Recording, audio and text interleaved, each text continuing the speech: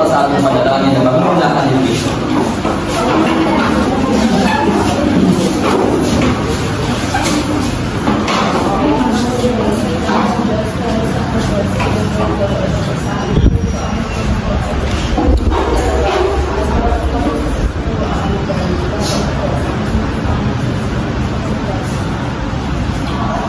Salamat, Felicia. Magandang umaga sa ating lahat sa araw na ito. Kamusta naman kayo? Mabuti naman kung gano'n. Maaari na kayo mo. May lumiban ba sa ating klase sa araw na ito? Wala po! Mahusay at dahil dyan ay bigyan nyo ng 5 palakpakan ng mga sarili. Upang simulan ang ating talakayan sa araw na ito, ay nais ko munang alamin kung handa na ba kayo sa panibagong araw para sa panibagong kaalaman. Kapag sinabi kong ready na, sabihin nyo aha-aha. At kapag naman sinabi kong aha-aha, sabihin nyo ready na. Naunawaan ba? Oo! Ready na? Aha-aha! Aha-aha? Ready na! Galing. At dahil dyan, upang formal na magsimula, nais ko munang ipaalala sa inyo ang ating mga pangantayan sa loob ng ating klase. Kapag tayo ay narito sa loob ng ating silid-aralan, laging tandaan na kayo ay palaging bida. Okay? Di bumati at gumalang sa ating guro at mga kabag-aral. Ito ang atensyon sa talakayan, dumalo sa klase at magkilahok sa mga gawain, at ayusin ang ugnayan sa loob man o labas ng ating silid-aralan. Ngayon, kung inyong maaalala ay meron akong ibinigay na takdang aralin sa inyo na pinamagatang pagdinitay ang naibigagang issue ng kapaligiran. Maaari nyo na itong ipasa. Aking nakita ang inyong mga sagot at aking napagtanto na talagang naunawaan ninyo ang ating nakaraang talakayan. Ngunit, upang mas mahubog pa ang inyong kaalaman, balikan muna natin ang ating talakayan sa pamamagitan ng pagsagot sa mga katanungan ito. Narito ang unang katanungan, ano ang pangunahing issue sa kapaligiran na pinakaharap ng Pilipinas? Sino ang nais sumagot? Sir? Para sa amin ang mga pangunahing issue sa kapaligiran na pinakaharap ng Pilipinas ay pagbabago ng klima, polusyon at mga pagkasira ng ating kalikasan. Tama. Yan ang ilan sa mga pangunahing isyong pangkapaligiran sa ating bansa. At alam naman natin na tayong mga tao ay may ginagampanan o may ambag sa kung bakit nagkakaroon itong mga isyu na ito. At dahil nga meron tayong kampanya, ngayon, paano natin mapapangalagaan ang ating kapaligiran? Joyce? Ating natin pangalagaan ang ating kalikasan o kapaligiran sa pamamagitan ng mga sintinakap tulad ng pag-recycle, paggamit ng mga reusable na produkto at pagtatamit ng mga puno. Mahalaga rin ang pag-responsable sa paggamit ng mga likas na yaman at iwasan ang anumang gawain na makakasama sa kapaligiran. Tama. Ngayon, para sa panghuling katanungan, ano ang papel ng bawat isa sa pagtugon sa mga hamon sa kapaligiran? Shane? Bawat isa sa atin ay may mahalagang gampanin sa pagtugon ng mga suliranin sa ating pamamagitan. So, sa pamamagitan ng pag-iisang responsable ng mamayan ay makakatulong tayo sa pagtugunan ng mga issue. Maraming salamat. Tama. Bigyan ng palakpakan lahat ng mga sumagot.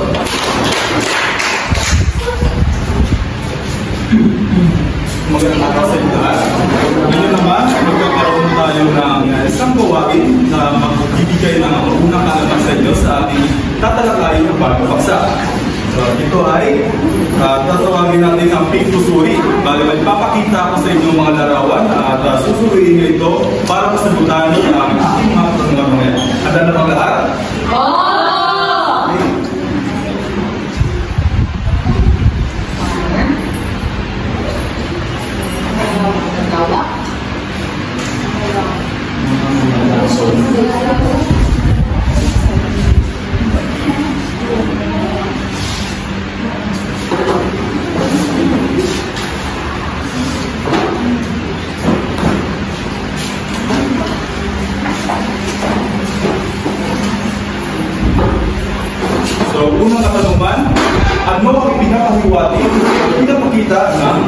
mga larawan.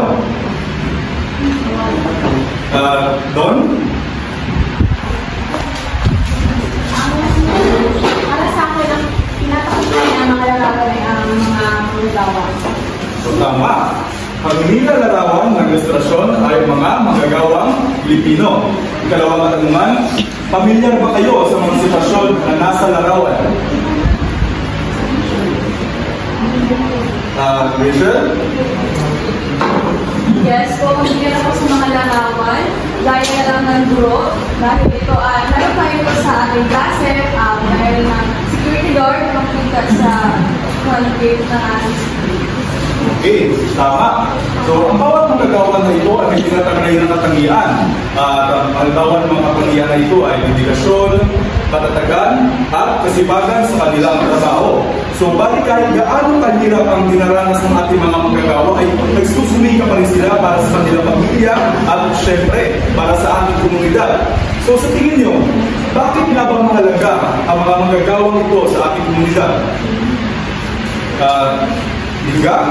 So, ang mga manggagawa sa Pilipinas na ito ay sila nagbibigay ng servisyo sa atin. Kung wala sila, maaaring mahirap o magiging ang ekonomiya natin ay babagsak. So, tama yung sagot ni Liga. So, itong mga manggagawa ito ay nagbibigay ng servisyo sa atin. Tulad na lamang ng servisyo sa paralan, construction, at pagsasaka at iba pa. So,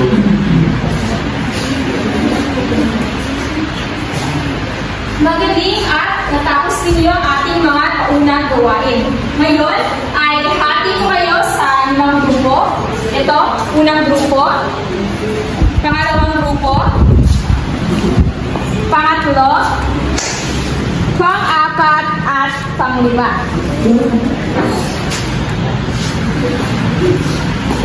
Ang bawat grupo ay gagawa ng isang tulong na kung saan ang tulong na iyon ay sabay-sabay ninyo sasabihin at isasagot kapag kayo ay sasagot sa mga tanong na ipapakita namin mamaya. Maliwanag ba? Kung kayo, bibigyan ko kayo ng 30 segundo sa pagpili ng tulong.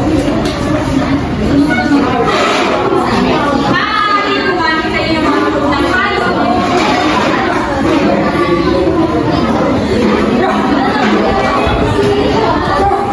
Handa na ba ang lahat? Ready na? Ready na? Ready na? Ready na? Kung kayo, nasaan ang Group 1? Group 2? Group 3? Group 4? Group 5? Magaling! Ngayon, sa pagkakataong ito, ay magkakaroon tayo ng gawain na tatawagin ayusin mo, na kung saan babasahin ninyo at unawain ang mga definisyon upang matukoy ang mga letra na kastruggle di kaya ay nagkahalo-halo. Ang grupo na makakasagot ng tama ay siyang magbibigyan ng puntos. Maliwanag ba? Ready na? Ready na? Ready na? Ready na? Kung ngayon, magsisimula na tayo. Una, pahiwati.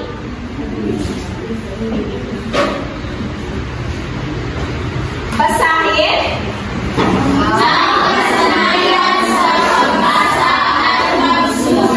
Ano kaya ito?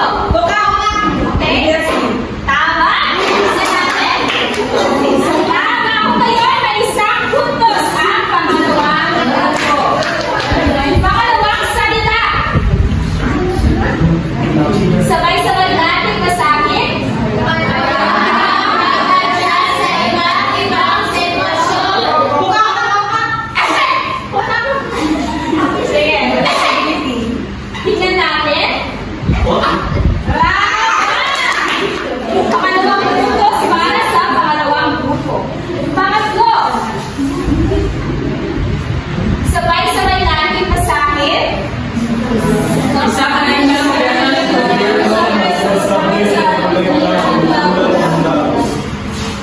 Ano kaya ito?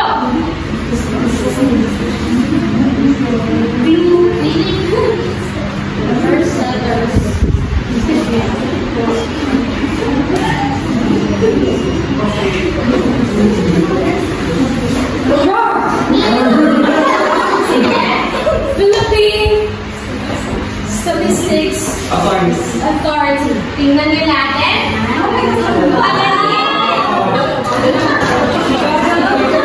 Sumunod.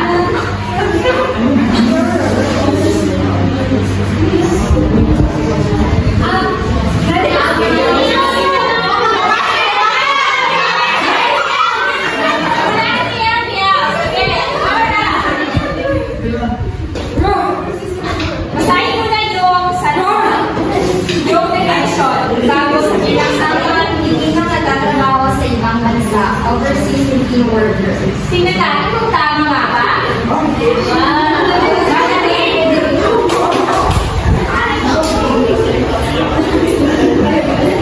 Magaling at natumbang ninyo ang lahat ng mga tanong. Kung ngayon, bigyan natin ng ibang palakpak ang bawat isa.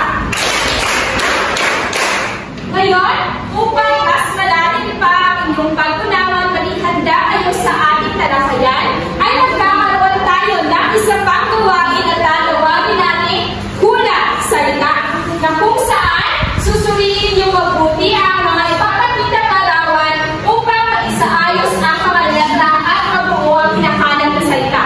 Ganun pa rin po ang ating mechanics na kung saan sisigaw nyo ang tunog ng inyong mga grupo. So, bibigay ko kami ng mga pahiwatig sa mga sagot. Maliwanag ba? Oo! Ready na? Ready na! Ready na!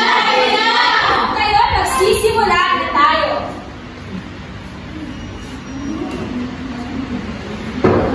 So, nandito ang mga pahiwatig ng mga larawan at naging ang salita. Pangalawang pahiwatig.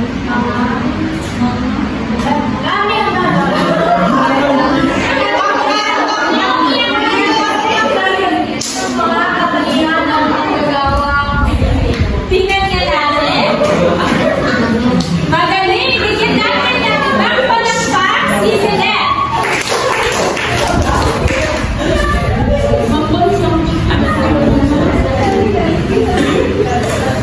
Ngayon naman, para mas mabigyan pa kayo ng ideya at magpalalim ang inyong kalaman sa ating tatalakayin bagong paksa, ay magkakaroon tayo ng panibagong gawain. At ito ay tatawagin natin isahin mo.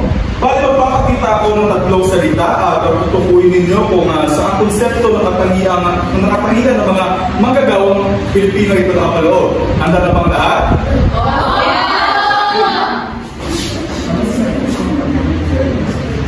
So, ang mga clue na salita ay pakikisama, balakrigan, at empatiya. So, ano katangian kaya ito? So, magpili na kayo sa mga salita na nasa taas.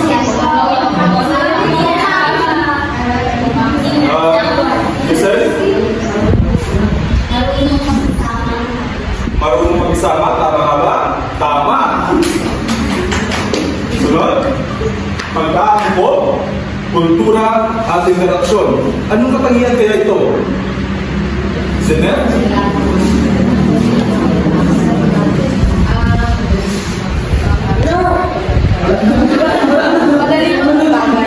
Madaling mag-ibagay, tama ba? Tama! Direksyon, sipag at pagsusumikap. Anong katangian ba ito? Okay. Ika. Masipag! Masipag na ba? Tama. Last. Edukasyon, literacy, at kaalaman. Ano tayo na ito?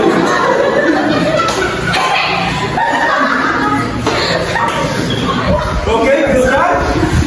Mabilis na ito. Mabilis na ito. Tama ba? Tama. Bigyan natin yung limang palakpak ang ating mga sarili.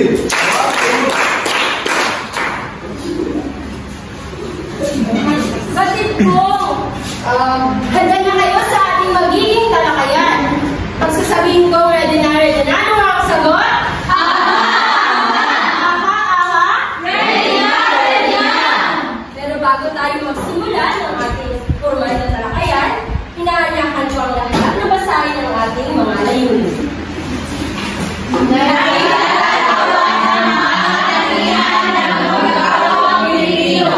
Nagpapakita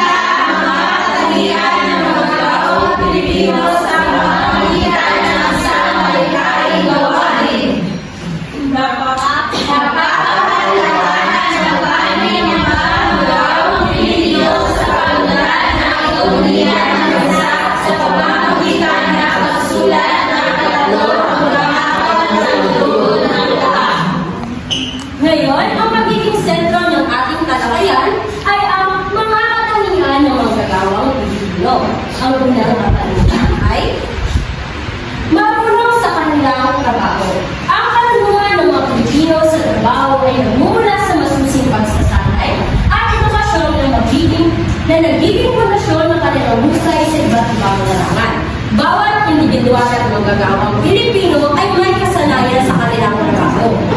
At ito'y bunga ng edukasyon at karanasan sa buhay. Kumpara ko naman sa karanasan o edukasyon, ito yung mga literacy o mga basic na pundasyon sa pag-aaral na siyang may malaking ambag para sa kinabukasan. Pangalawang katanungan, ito ay marunong makisama. Ang likas na kakayahan ng mga Pilipino na makisama at tumulong sa iba ay bunga ng kulturang nagsusunuan. Ang isang katangian ng magagawang Pilipino ay magaling sa pakikipagkomunikasyon o pakikitungo sa kapwa. Sa paggamit ng isang matagumpay na trabaho, kabahagi ng isang magagawang Pilipino ang pakikipagtulungan na kung saan makakamit ito hindi lamang sa sariling kapakanan o katanyagan, kundi pati na ang mga taong kabahagi nito. Pangatlong katanungan, madaling makibagay. Ang kakayahan ng mga magagawang Pilipino na makibagay at matuto ng ibang kultura. Hindi natin maiiwasan sa isang pinagtatrabahuan na maraming personalidad tayo makikilala pati na rin ang kulturang meron sila. At isa sa mga katangian ng Pilipino manggagawa ay marunong makipagsabayan at makibagay sa kapaligiran meron nito at sa mga taong kabahagi nito. Pero bago natin pagpatuloy ang ating diskusyon, meron muna akong katanungan. Minsan ba sa inyong buhay na bilang mag-aaral ay nagawa mo na itong ganitong katanungan? Ang pagiging madaling makibagay bilang isang mag-aaral, nagawa niyo na ba ito na katangian? Tayan ba? Ito, sa anong paraan? Sa paraan ng pagrespeto sa iba't ibang kultura ng mga taong nakakasalamuha ko at pag-adapt sa kanilang kultura, mga pagkasasalit. Tama! Sa madaling makibagay, ito yung mga katangian na kung saan binibigyan ng produktibidad at isang trabaho ng mga bawat individual. Pangapat, mabilis matuto. Ayon sa Philippine Statistic Authority noong 2023, ang 78 bahagdan ng literacy rate ng bansa ay patunay ng kakayahan ng mga Pilipino na mabilis matuto sa trabaho. Likas sa mga Pinoy ang matalino, mapanuri at porsigido sa kanilang trabaho. Panglima, masipag. Ang sipag ng mga Pilipino ay makikita sa kanilang dedikasyon na tapusin ang gawain. Kahit nagpas na sa itinakdang oras, may bayad man o wala. Nakikita natin ito, napapansin sa ating mga magulang o sa mga guro natin o sa mga ibang mga magagawang Pilipino na kung saan kahit pagod ay tinataguyod ang kanilang pamilya sa pamamagitan ng pagiging porsigido sa kanilang trabaho. At ang panganin, maasikaso sa pamilya. Para sa mga Pilipino, ang pamilya ang pangunahing prioridad. Halimbawa na lamang ito ay ang overseas Filipino workers, kung saan kinakaya nila na mapalayo sa kanilang mga pamilya para masuportahan ang sapat na pangangailangan ng kanilang mga pamilya. At ang pang-ito, mag-iliw at kalakaibigan. Ang mag-iliw at kalakaibigan bigas ng mga Pilipino ay patunay ng kanilang kulturang nagpapasaya at nagbibigay ginawa. Kahit sa anumang kompetisyon o trabaho, likas na sa mga Pilipino ang makabuo ng kaibigan at doon nagtatapos ang ating talakayan. Upang mapalawak at mapalalim ang inyong kaalaman patungkol sa ating naging talakayan, may nagkakaking isang pangkakagawain na tinatawag na lights, camera, show. Di ba napangkat na kayo sa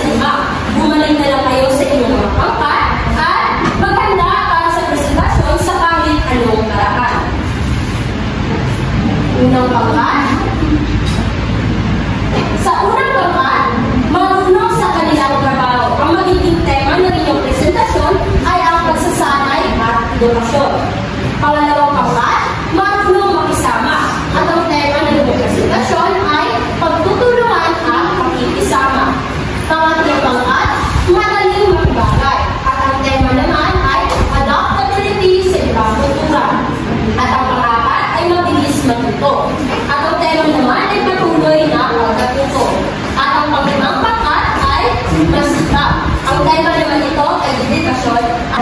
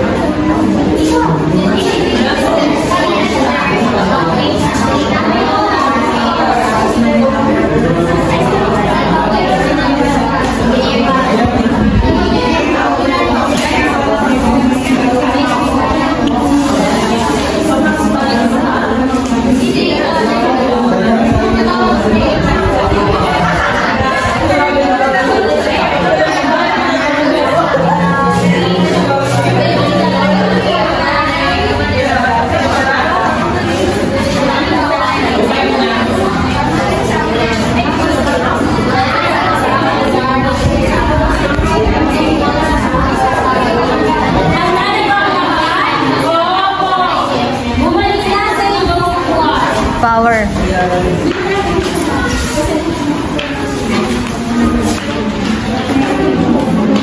Ready na? Ready na? Ready na? Ready na? Ang unang magpresenta ay ang unang pangkat. Sabihin, lights, camera, show nyo. Sabay-sabay. Lights, camera, show nyo. Magandang umaga sa lahat. Ang aking gagawin ay isang diagrama na kung saan ang topic ay marunong sa kanilang trabaho at may temang pagsasanay at edukasyon.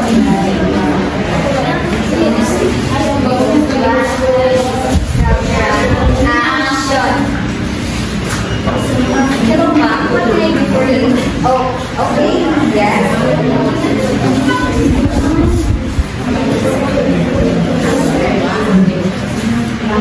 That's all. Bigyan ng ibang palangka. Pangalawang pangkat.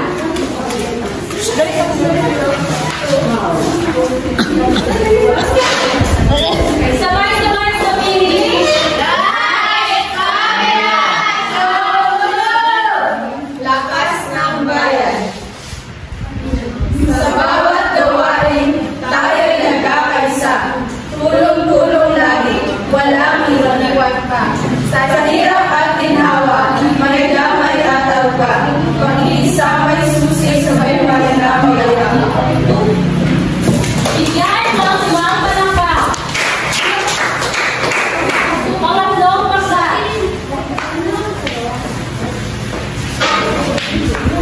Sabay-sabay sabihin. Light,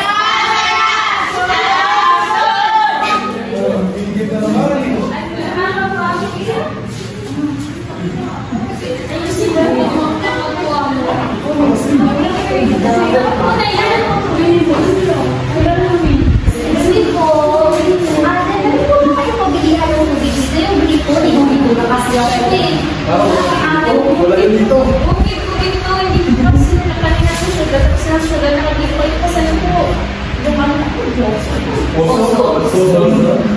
Poso lang po yung meron sa amin.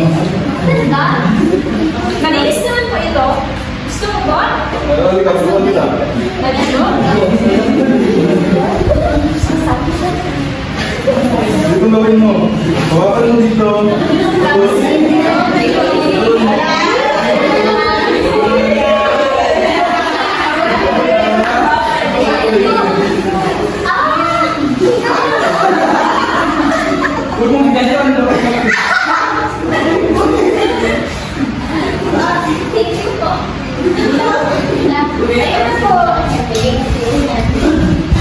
Bigyan ng 5 palakpak.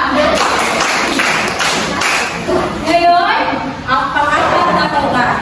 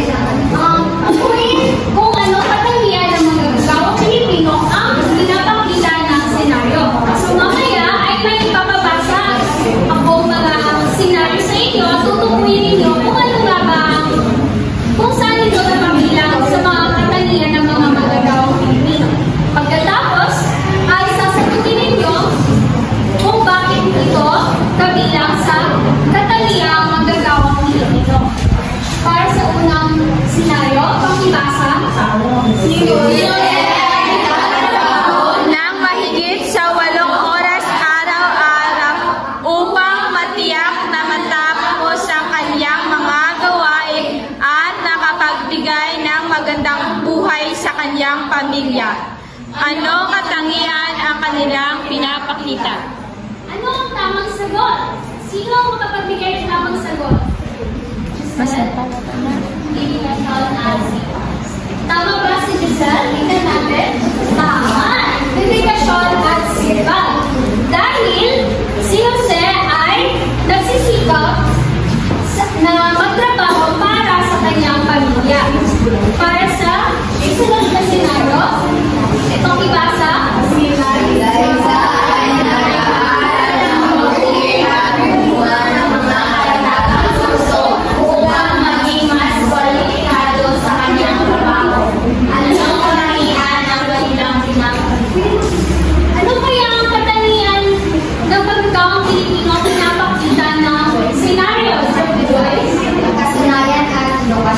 tingnan natin kung tama. Kasanayan at edukasyon. Bigyan ng 3 palakpak si Joyce at Giselle. Sunod naman ang pangatlong senaryo. Basahin ang sabay-sabay. Sa kabila ng mga pagsubok sa buhay, hindi nawawala ng pag-asa sa Smart. Patuloy siya nagtatrabaho at umasa na mapahanap siya ng kasabat na oportunidad. Anong katangian ang kanilang pinapakita? Ano kaya ang sagot? Onesima? Matatag at may lakas na loob? Tama! Bigyan ng tatlong palakpak sila Sima. Para sa susunod na senaryo, ibasa ng malakas. Si Carla ay palaging handang tumulong sa kanyang mga katrabaho, lalo na kung may mga proyekto silang pinatutulungan. Anong katangian ang kanilang pinapakita? Ano kaya ang katangian ni Carla? Effect? Pakikisama. Pakikisama. Tingnan natin kung tama. Okay, tama si Annabeth. Para sa ating pang-click scenario, basahin ito. Dahil sa kanyang magandang reputasyon sa trabaho, maraming tao ang pumupunta kay Ramon sa ibang bansa para sa kanyang mga ideya at solusyon. Anong katangian ang kanilang pinapakita? Anong katangian ng magagawang Pilipino si Ramon? Pagpapahalaga sa pamilya. Pagmamahal at sa pamilya. Tingnan natin kung tama. Pagmamahalaga sa pamilya. Okay, so bigyan ng 5 palakpak ang bawat isa.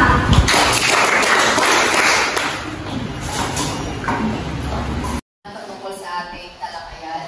Dadako naman tayo sa ikawalong gawain ninyo na tawag na tula rhyme.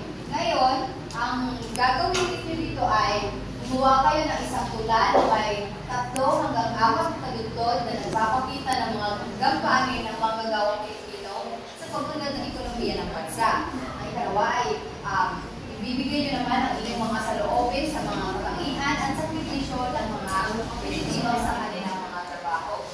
Bibigyan lamang kayo ng 5 minuto para tapusin ang gawain ito at makikita ninyo ang pamantayan para sa inyong gagawin tula.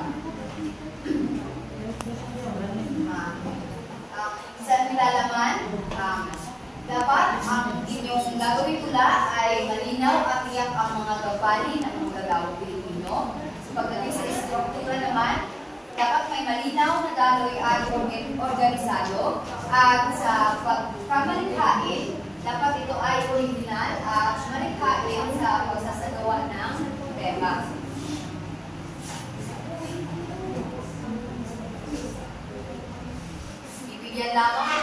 Bibigyan ko lamang kayo ng 3 minuto para tapusin